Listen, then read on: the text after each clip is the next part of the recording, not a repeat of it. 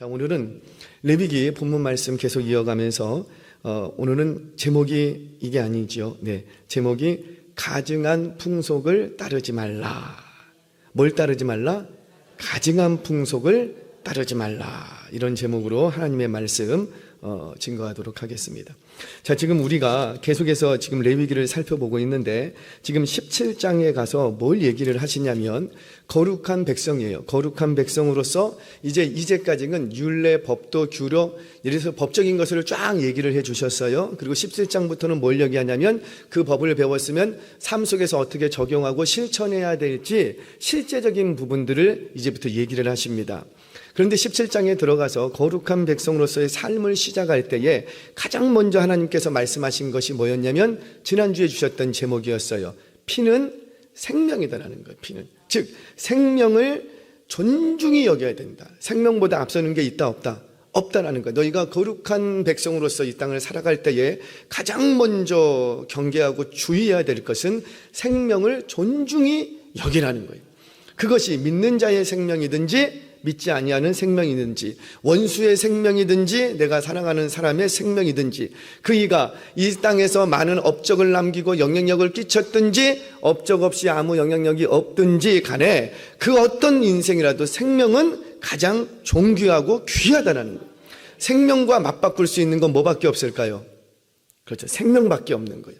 생명을 맞바꿀 수 있는 거는 돈도 아니고 명예도 아니고 권력도 아니고 뭐라? 생명은 생명으로만 맞바꿀 수가 있는 거예요. 자, 그처럼 가장 너희가 거룩한 백성으로 살아갈 때 가장 먼저 생각해야 될 것이 있는데 바로 생명을 존귀히 여겨야 된다. 자, 두 번째는요. 그리고 이제 18장 본문 한 장에 걸쳐서 우리 하나님이 얘기하십니다. 그게 뭐라? 바로 가정으로부터 지켜야 될 법이 있대요. 갑자기 생명 얘기를 하다가 그 다음에 뭘 얘기하냐면 가정 얘기를 합니다. 이게 아무런 연계성이 없는 것 같은데 그렇지 않아요. 생명의 시작은 어디로부터 시작될까요? 그렇죠. 가정으로부터 시작되는 거죠. 부부로부터 시작되는 가정으로부터.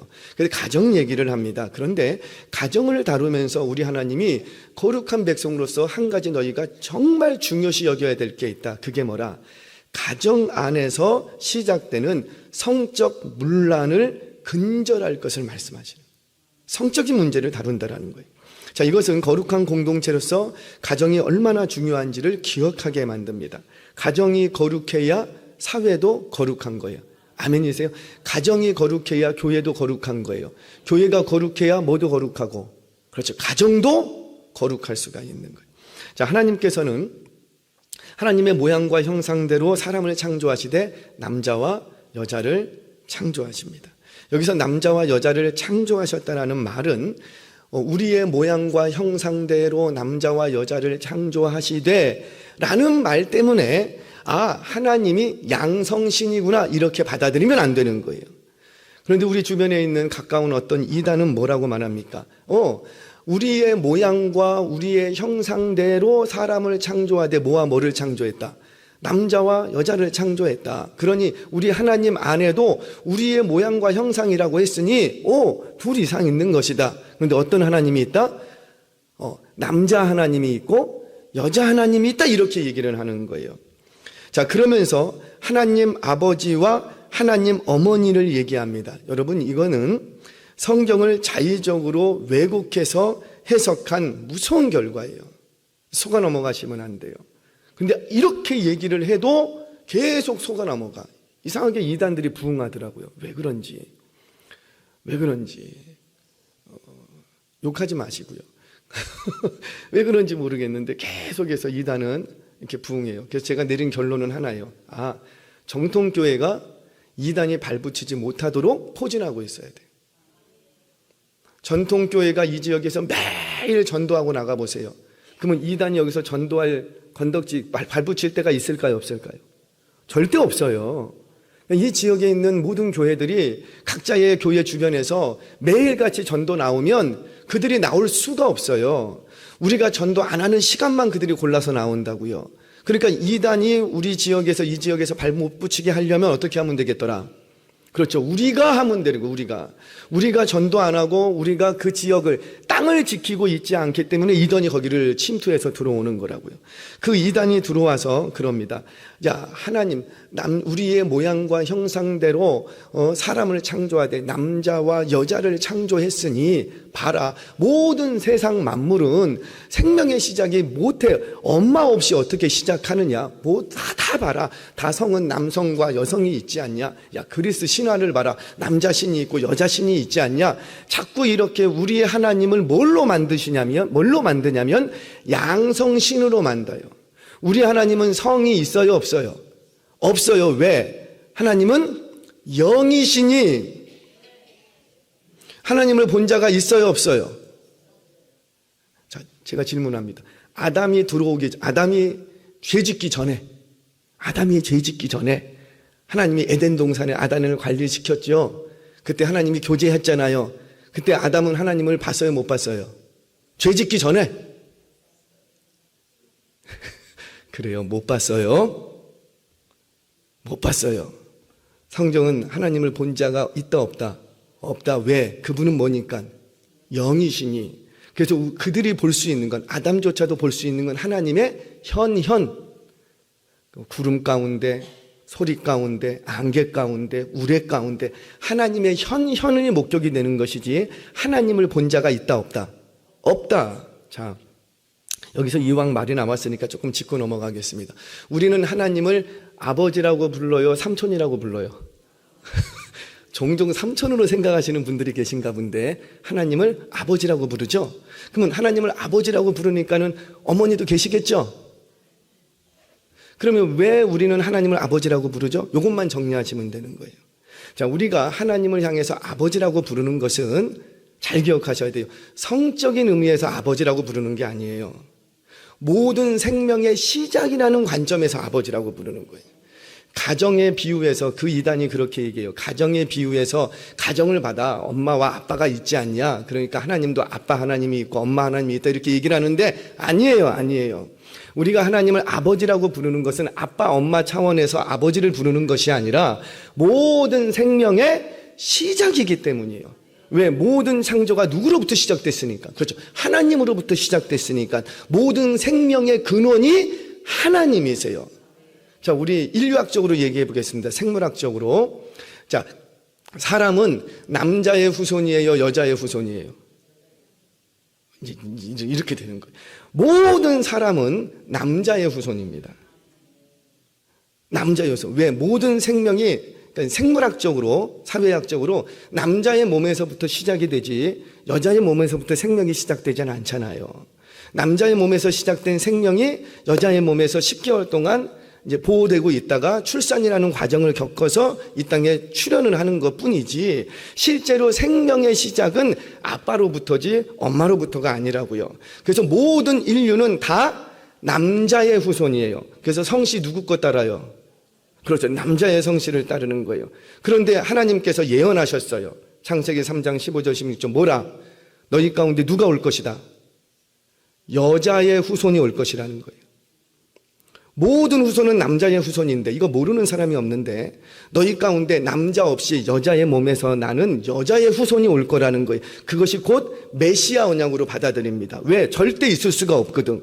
어떻게 남자의 후손이지 남자 없이 어떻게 여자의 후손으로 이 땅에 올 수 있느냐는 거예요. 그래서 우리는 그분을 향해서 메시아라는 의미에서 뭐라고 얘기하냐면 독생자라고 얘기합니다.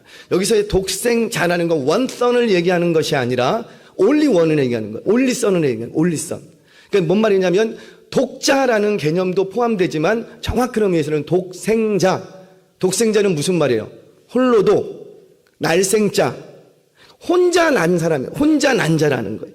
아버지와 어머니 양편을 통해서 나야 되는데 아버지 없이 혼자 난 자, 이 말을 창세기로 거슬러 올라가면은 여자의 후손 이렇게 됩니다. 그래서 여자의 후손이라는 이 후손에 관한 언약을 유대인들은 성경에서는 메시아 언약으로 구원주의 출현으로 기다리고 있었던 거예요. 그렇게 여자의 후손으로 오신 분이 바로 하나님의 아들 독생자, 독생하신 예수 그리스도신 거예요. 자, 그런데 그 하나님을 아버지라고 부르는 것은 기억하세요. 생명의 시작이라는 의미에서 아버지라고 부르는 것이지 젠더의 의미에서 아버지라고 부르는 게 아니라는 거예요. 그러면은 당연히 어머니라는 말이 필요 있어요, 없어요?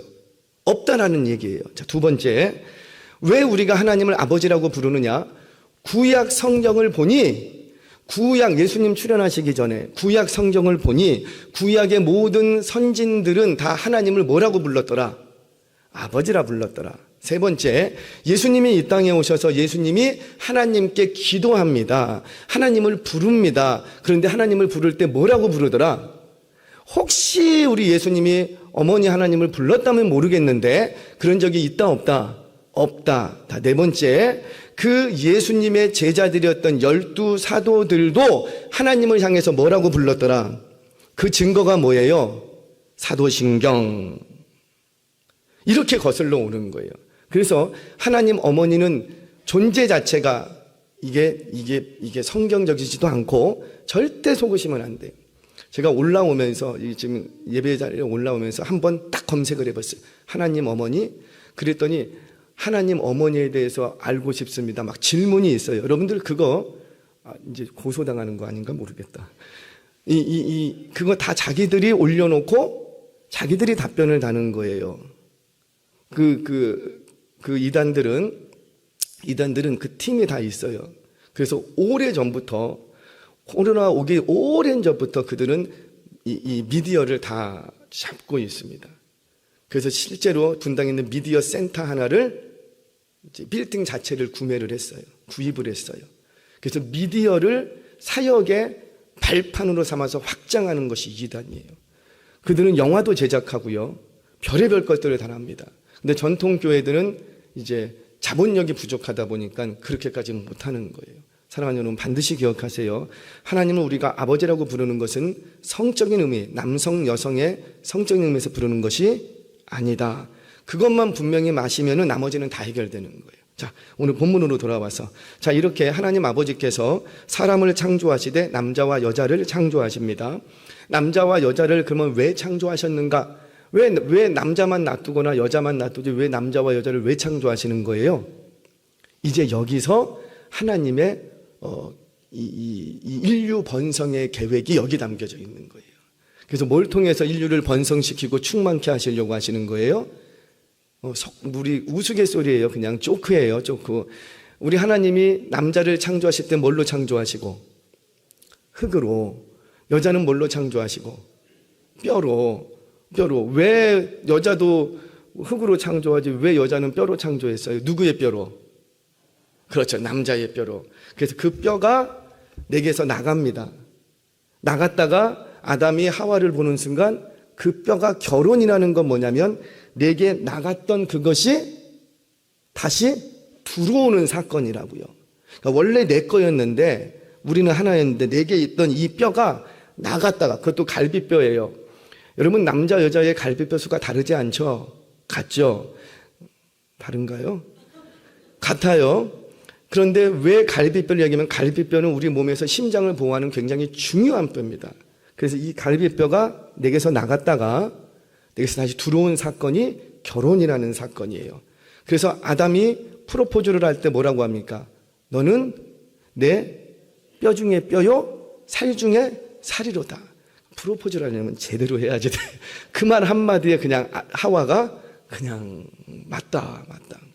무슨 얘기냐면 하나님이 남자와 여자를 창조하셨다는 이 말 속에는 이미 결혼 제도를 염두에 둔 거예요. 가정이라는 것을 염두하시고 하나님께서는 결혼 제도를 통해서 가정을 세우시고 가정을 통해서 인류를 번성시킬 계획을 하나님이 이미 가지고 계셨던 거예요.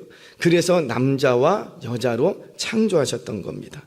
자, 그래서 인류 번성이 생육하고 번성하여 충만하라, 이 하나님의 뜻이 가정을 통해서 이루어져야 되는데, 그렇기 때문에 가정은 본질적으로 성을 그 본질로 갖고 있는 거예요.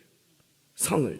그래서 자, 따라서 이 성경이 말하는 성관계는 부부, 즉 가정 안에서만 허용이 되는 것이고 하나님이 매우 기뻐하는 아름다운 관계라는 거예요. 아멘 하셔야지 돼요. 이게 본질이에요, 본질. 자, 그러나 죄가 들어옴으로써 그 아름다운 관계가 변질되기 시작합니다. 삐뚤어지고 왜곡되기 시작합니다. 그래서 이 아담과 하와 역시 자신의 벌거벗은 모습을 보고 수치스러워 여기고 부끄러워했어요. 원래는 수치스럽고 부끄럽게 여기면 안 되는데, 그런데 참 이상하죠. 우리가 그 성적인 부분을 수치스럽고 부끄럽게 여겨서 막 가리려고 했단 말이에요. 그러면 그렇게 했으면 이 성에 대해서 더 주의해야 돼요? 아니면 주의 안 해도 되는 거예요? 더 주의할 것 같잖아요. 그런데 이상하게 더 성적인 방종과 문란으로 나가버리더라는 거예요. 이게 바로 죄의 결과라는 거예요. 무서운 죄의 확산이, 이렇게 죄의 오음이 이렇게 무서운 거예요. 이렇게 무서운. 자, 그렇게 성적 문란을 통해서 하나님이 세우신 가정을 파괴하는 게 죄의 목적, 마귀 사탄의 목적이라는 거죠. 이것 때문에 하나님께서는 이 땅의 거룩한 백성이 되기 위해서는 너희들 지켜야 될 게 반드시 있다. 첫 번째는 생명을 귀하게 여겨야 되고, 두 번째는 가정에서 성을 지켜야 된다. 가정에서부터 성을 지켜야 되는 거예요. 왜? 가정이라는 것은 성을 본질로 갖고 있기 때문에 그런 거예요. 자, 이것 때문에 우리 하나님께서 지금 18장 한 장에 걸쳐서 가증한 풍속을 따르지 말라고 자꾸 강조를 합니다. 그러면서 뭘 얘기하냐면 6절에서 18절까지 가정 안에서 일어날 수 있는 근친상간의 성적 문란을 싹 기록하세요. 그런데 참 이상하죠. 읽어보시면, 집에 가서 좀 읽어보세요. 아주 읽기에 민망할 정도로 너무 자세하게 기록을 하세요. 조금만 읽어볼까요? 살부치와 가까이 하지 말라. 막 그렇게 내 어머니의 하체를, 내 아버지의 아내의 하체를, 내 자매 곧 내 아버지의 딸이나 내 어머니의 딸이나 또는 집에서나 다른 곳에서 출생하였음을 막론하고 내 손자나 내 외손자나 내 아버지의 아내가 내 아버지에게서 낳은 딸, 내 누이, 뭐 너는 내 고모의, 내 이모의, 내 아버지의 형제의 아내의, 너는 내 며느리의 또 내 형제의 아내의 하체, 너는 그 여인과 그 여인의 딸의 하체. 읽기에도 민망할 정도로 그냥 근친상간하지 마라 이렇게 하면 좋겠는데, 아주 구체적으로 하나하나 조목조목 아니 그냥 그 어린아이에게 글자를 가르칠 때 어떻게 가르쳐요? 아주 콕콕 집어서 하나하나 가르치는 것처럼 우리 하나님이 이 백성들에게 근친상간하지 말라 이 얘기 하나 하고 싶어서요, 그 관계를 조목조목 18절까지 계속 기록합니다. 자, 하나님이 왜 이렇게 기록하실까요? 그만큼 중요하다는 거예요. 그만큼 중요하다는 거예요. 그만큼. 사랑하는 여러분, 이게 바로 우리 가정을 향하신, 가족 공동체를 향하신 하나님의 마음입니다. 나는 이 부부가 거룩한 부부가 되기를 원하고 이 가정이 거룩한 가정이 되기를 원한다. 그 마음이 바로 여기에 녹아들어 있는 거예요. 부부로 시작된 이 가족 공동체를 우리 하나님은 너무 귀하게 여기는 거예요. 그래서 아주 관계를 하나하나 조목 기록을 합니다. 사랑하는 여러분, 결혼은 매우 신성한 거예요. 신성이라는 단어를 좀 오해하지 마시고 굉장히 신성한 거예요. 굉장히. 인류 사회학을 공부를 해다 보면은 그 원시 부족 안에도 크게 두 가지 제도는 불변하게 신합해서 행해지는 제도 두 가지가 있습니다. 아무리 원시 문명이 안 들어간 부족에게도, 저 아마존의 산지에 있는 뭐 하여튼간 원시 부족에게도 그 부족을 유지하는 두 가지 제도가 있어요. 근데 이 두 가지 제도는 신합해서 하는 겁니다. 신합해서. 첫 번째 하나는 사형제도예요.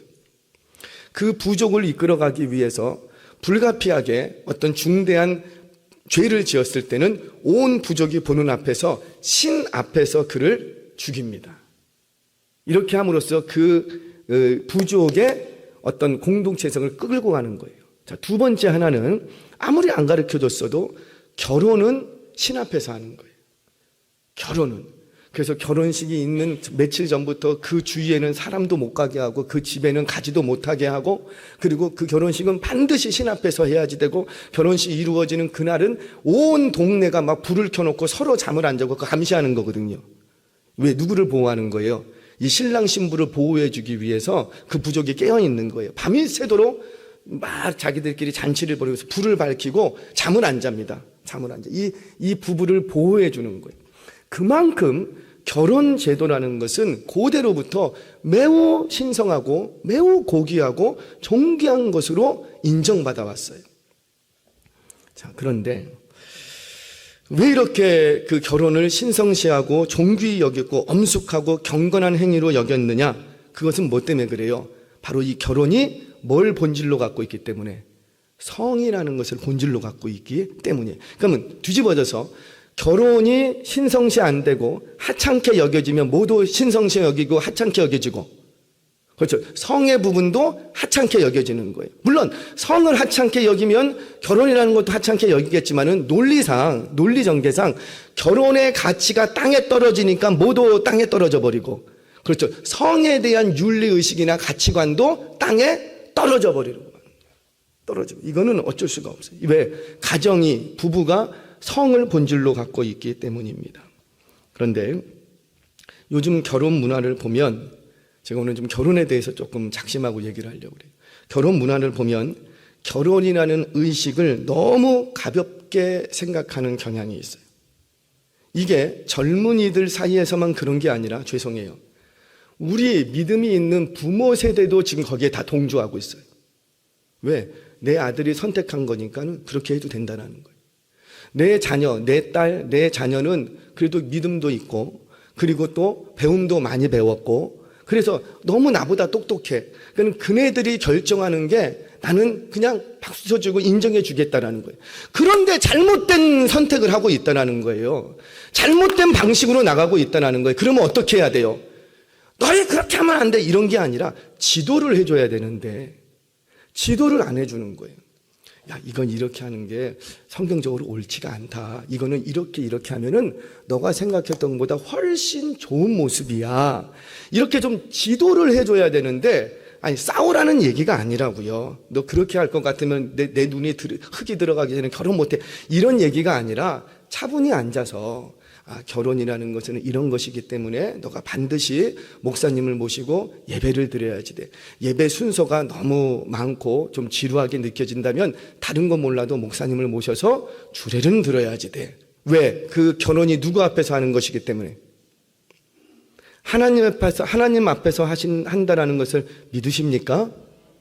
정말 믿으세요? 근데 왜 자녀들은 마음대로 하라 그래요?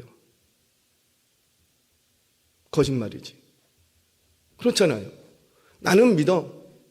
결혼은 내 시대 때는 그렇게 해서, 그게 아니라고요. 결혼은 고대로부터 이제 이 땅 끝날 때까지 결혼이라는 것은 누구 앞에서 하는 거냐면 신 앞에서, 우리가 모시는, 우리가 섬기는 하나님 앞에서 하는 거라고요. 반드시 그러면 시대 사조가 좀 다른 트렌드로 가면 우리 아이들이 그걸 모르고 트렌드 그 물결에 이렇게 휩쓸릴 수 있잖아요. 그럴 때 지도를 해줘야죠. 정말 부탁드립니다.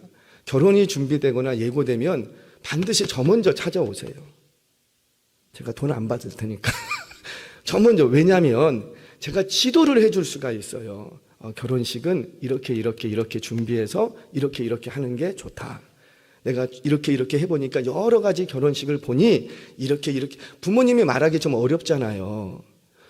근데 왜 다 결정해놓고 와서 얘기를 하냐고요. 우리 이렇게 결혼할 겁니다.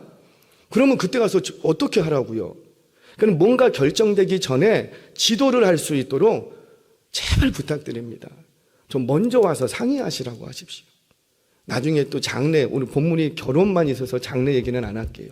장례도 마찬가지예요. 장례가 딱 터지면 어떻게 해야 됩니까? 한 번만 물으시라고요.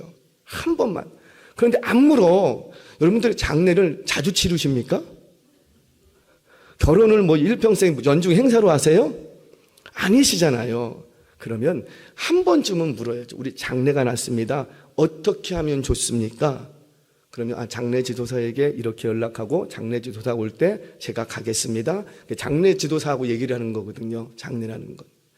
그러니까 이게 지도가 되는데 이미 다 결정해 놓고 장례 났습니다. 이래버리면 그때부터 손을 못 쓰는 거예요. 손을.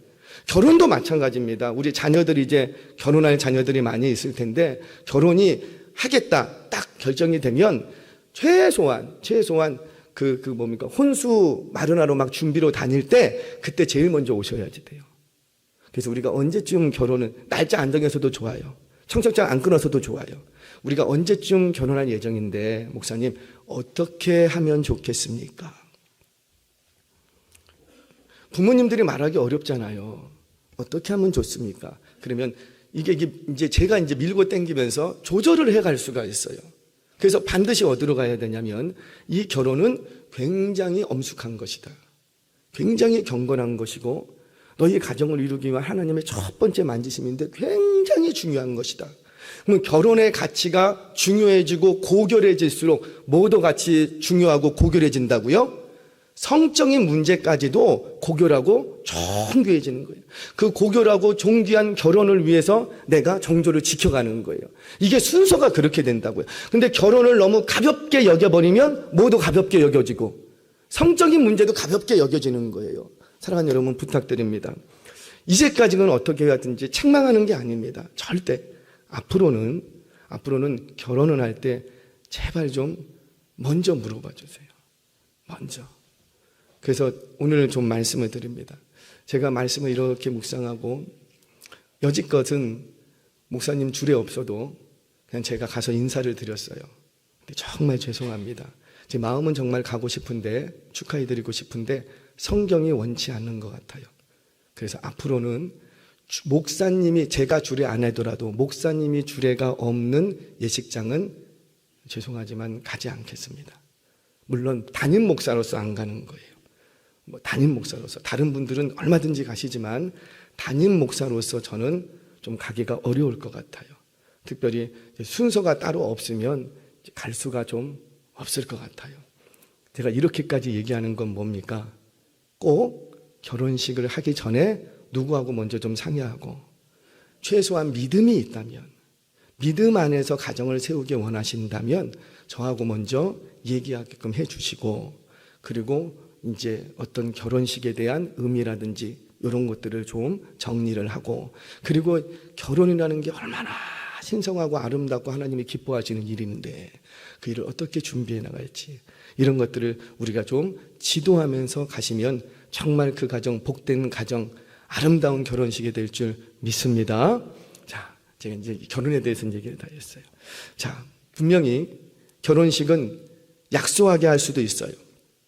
비용이 문제라면 하객을 조금만 부르면 돼요. 장소가 없다면 교회에서 하시면 돼요. 저는 교회에서 했어요. 고깃집을 지나서 지하가 노래방이었고 고깃집 지나서 2층 당구장을 지나서 이렇게 3층 상가 저희 교회가 상가 교회였거든요.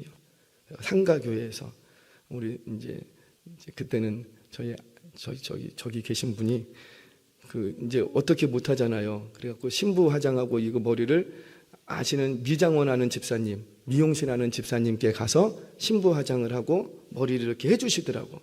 그리고 그분이 이제 입으셨던 드레스 커요. 그거를 이렇게 실핀으로 꼽아갖고 맞췄어요. 그래갖고 세상에 나 영화 찍는 줄 알았잖아요. 드레스를 들고 도로 왕복 4차선 도로를 혼자 막 뛰어가고 하는 거예요. 혼자 막 뛰어서 와 거기다가 고깃집을 지나서 당구장을 지나서 그리고 올라왔어요. 그래도 결혼식 하나님 앞에서 하는데 그때 정말 이제 국수만 했거든요. 저희 집이 가난해서 교회에서 그러니까 어디도 하지 못하니까 목사님 그러면 교회에서 해라. 4층 뭐 상가인데도 괜찮으면 교회에서 해라. 그래서 진짜 교회에서 했어요. 교회에서 하고 이제 뭐 이렇게 국수만 여전도에서 국수 삶아 주셔갖고 그냥 국수만 대접해갖고 그렇게 결혼식을 했거든요. 물론 저도 나중에 20년 후에 다시 해줄게 했지만 그게 누가 지키겠어요? 그렇게 해갖고 결혼했습니다. 여러분 제가 드리고 싶은 말씀은 비용이 문제면 줄이면 돼요. 장소가 문제면 우리 교회 얼마나 좋아요. 하시면 돼요. 다만 중요한 건 뭐냐면 여러분들의 자녀들의 결혼은 반드시 숭고하고 아름답고 고결한 것이라는 거예요. 그러면 그렇게 대우해 주시기를 바랍니다. 자, 이렇게 되면 이제 다시 본문 넘어와서 이쯤 되면 근친상간 하지 못하게 딱 법으로 만들었어요. 그러면 이제 성경을 조금 아시는 분들은 질문합니다. 아니 구약 시대에는 근친상간이 있었어요, 없었어요?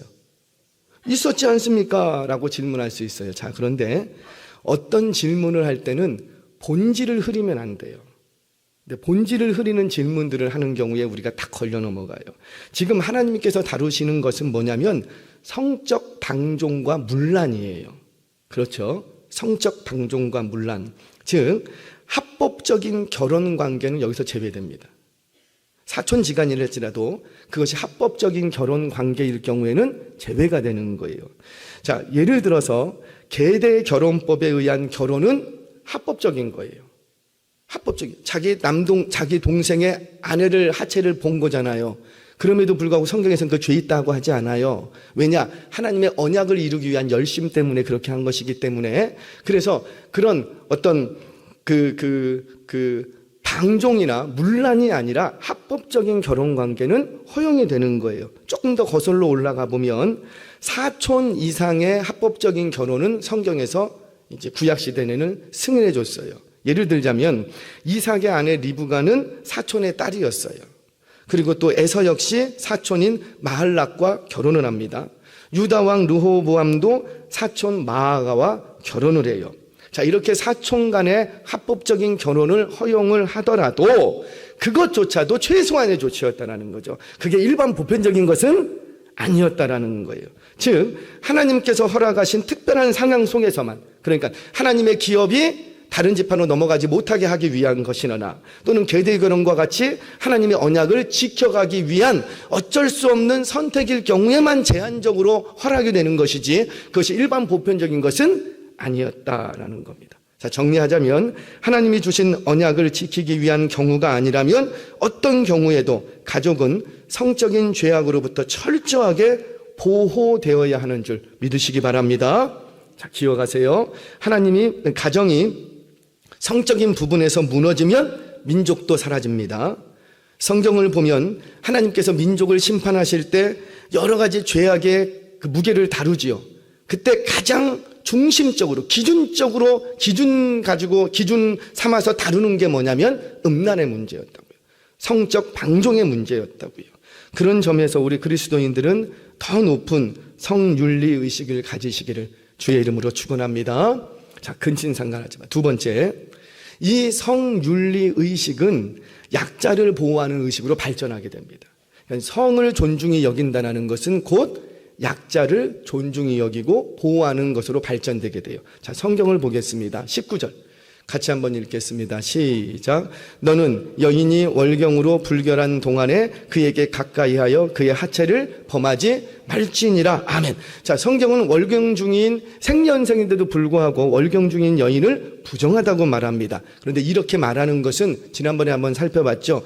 피의 유출이라는 점에서 부정하게 여기는 거예요. 피가 계속 나면 이제 그 죽음에 이르게 되고 죽음은 죄의 열매였기 때문에 그래서 피의 유출은 부정하게 여깁니다. 그러나 하나님께서 지금 이 말씀을 하실 때는 더 현실적인 이유가 따로 있어요. 그건 뭐냐면 고대의 여인은 연약한 사람, 연약한 존재의 대표입니다. 연약해. 아이와 여인은 연약한 존재예요.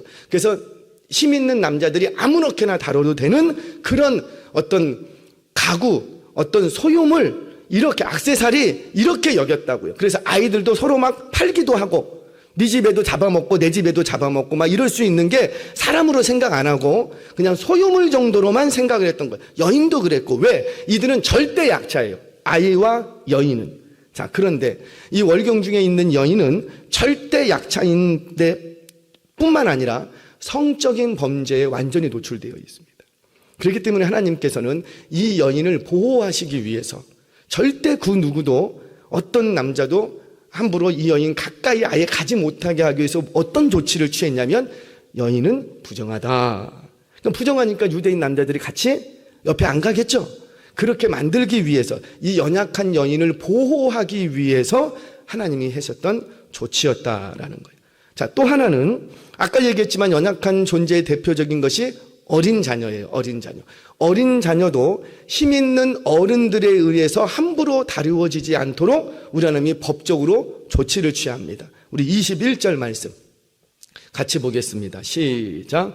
너는 결단코 자녀를 몰렉에게 주어 불로 통과하게 함으로 내 하나님의 이름을 욕되게 하지 말라. 나는 여호와니라. 아멘. 자, 몰렉 제사라는 것은 자녀를 불 가운데로 통과하게 만들어요. 통과하게 만듭니다. 이런 인신 제사가 어린 자녀들에게 해줬던 이유는 둘 중에 하나일 거라고 주경학자들은 해석을 합니다. 첫 번째는 어른들의 욕망 때문에, 어른들의 욕망을 채워주기 위해서 아이들이 여기를 통과하는 거예요. 여기를 통과하면 이제 흠없는 자녀라는 거죠. 흠없는 어린이라는 거지.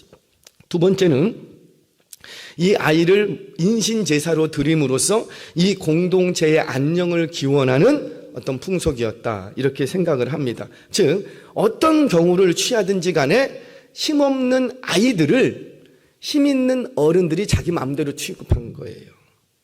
어른들의 그 욕심을 채우기 위해서 아이들이 사용됐던 거예요. 즉 그 사회 안에 가장 특히 가정 안에서 유린되기 쉬운 이 약자들을 보호하기 위한 하나님의 규례였던 겁니다. 좀 보이세요? 하나님이 이 가정을 향해서 얼마나 애틋한 마음으로 이 가정을 지금 다루어 가시는지. 여인들 다루어 가죠. 그 가정에 있는 아내들 이 어린아이들 다루어 가죠. 우리 하나님이 이 가정을 지켜주기 위해서 얼마나 지금 애를 쓰고 계시는지 몰라요. 자, 또 하나.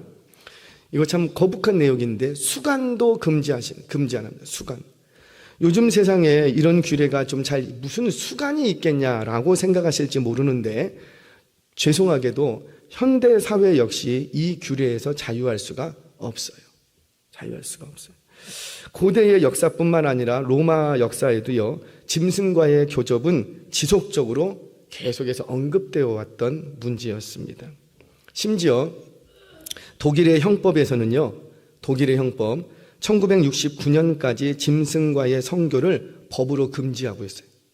1969년에 그들의 헌법에 짐승과의 수간을 법으로 만들어놨어요. 법으로 만들어놨다는 건 뭐예요? 그때까지 막 은밀하게 아무나 막 이렇게 하고 다녔다는 거예요. 그만큼 인류의 그 성적 타락 속에 깊이 들어와 있는 것이 바로 이런 모습들이라는 겁니다. 사랑하는 여러분, 기억하세요. 성은 가정 안에서 지켜질 때 거룩합니다. 성은 누가 지켜야 되냐면 가정에서 지켜야 된다. 사회에서 어떤 법을 통해서 지킬 수 있는 게 아니라는 거예요. 지금 하나님이 계속해서 말씀하시잖아요. 가정은 성을 본질로 갖고 있다. 그러니까 가정에서 지키지 않으면 이 성윤리는 다 무너질 수밖에 없는 거예요. 절대 법으로 지켜지지 않습니다. 많이 배웠다고 지킬 수 있는가? 절대 아니에요. 많이 배웠거나 아니면 돈을 많이 가지고 있고 박사학위를 몇 개씩 갖고 있기 때문에 지킬 수 있는가? 그거 아니랍니다. 믿음의 가정에서 지키지 않으면 이 성은 지켜질 수가 없는 거예요. 그래서 자꾸 하나님께서는 성적인 거룩함을 강조하시는데 가정에서 지켜라, 가정에서. 그런데 이 법이 믿는 자들에게만 주시는 법이 아니라고요. 사실 믿는 자들 뿐만 아니라 믿지 않는 자들에게도 다 주시는 것이라고요. 그래서 이 성윤리의 문제는 믿는 가정으로부터 출발해서 전 인류의 생존이 걸린 문제라는 겁니다. 성경 한 구절만 읽고 마치겠습니다. 29절 말씀 같이 한번 읽겠습니다. 시작. 이 가증한 모든 일을 행하는 자는 그 백성 중에서, 이 모든 백성 중에서 끊어지리라. 가정이 성을 통해서 거룩하게 세워지고 번성하고 충만해진다면, 반대로 가정이 성적으로 무너지면 그 사회 존재는 다 무너지고 마는 거예요. 뿐만 아니라 성윤리의식의 파괴는 사회 약자들을 향한 억압과 폭력으로 나타나는 거예요. 사랑하는 여러분, 성적 방종으로부터 가정을 지키고 자녀들을 지켜내시기를 바랍니다. 그러려면 먼저 자녀들에게 맡길 것이 아니라 먼저 부모 세대가 분명한 가정과 결혼과 성윤리의식을 가지고 있으셔야 되는 거예요. 그래야 지도를 해가지요. 특별히 자녀들의 결혼 정말 부탁드립니다. 자녀들에게 맡기지 마세요. 반드시 부모님들이 관여해 주셔야지 됩니다. 부모님 마음대로 하라는 소리가 아니라 관여하시고 지도해 주셔야 된다는 거예요. 왜?